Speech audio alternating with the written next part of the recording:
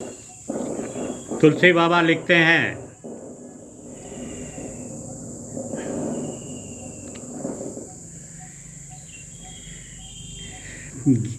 बरसहि तहाँ मुनि सिद्ध समाजा, तब ही हरसिक चलऊ मुनि राजा।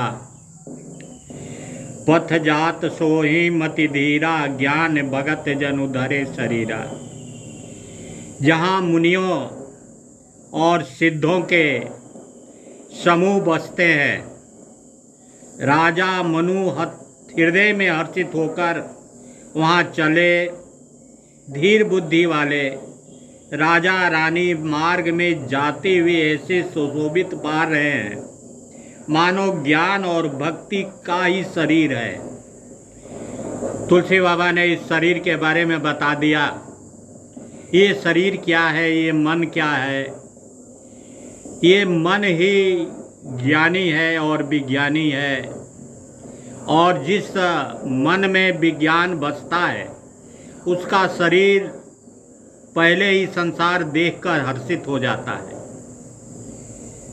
हमारे मन के अंदर ही हर कामनाएं रहती हैं। आपको रास्ता चुनना है कि ज्ञान भक्त का रास्ता चुना जाए कि संसारिक का रास्ता चुना जाए।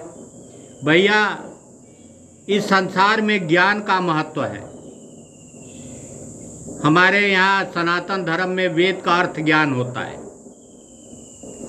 हमारे यहाँ हर ग्रंथ ज्ञान की महिमा का वर्णन करते हैं। तुलसी बाबा भी रामचरितमानस में हर जगह ज्ञान की महिमा का वर्णन कर रहे हैं। ज्ञान से शरीर सुशोभित होता है। अगर आप अज्ञानी हैं, आप बहुत सुंदर हैं, तो भी आपकी कोई इज्जत नहीं करेगा। और ज्ञानी है, करूप है, अष्टवक्र महाराज नियर, तब वो इज्जत हुई। तुलसी बाबा का कहने का मकसद ये है कि हमारे यहाँ ज्ञान की पूजा होनी चाहिए, ना कि अज्ञान की। और संयोग देखिए समय का व्यवस्था कि कलयुग में नेता से लेकर पढ़ने वाला भी अज्ञानी हो चुका है। अर्थ का अनर्थ लगाता है और अनर्थ लगाकर व्याख्या देता है। अरे यार, विश्व का कोई भी धर्म ऐसा नहीं है जो संसार को पूजता है। सब ज्ञान को पूजते हैं, और आप अज्ञानी इन शब्दों के, इन अक्षरों के अर्थ को नहीं जान पाते हैं तो अज्ञान का वर्णन करने लगते हैं।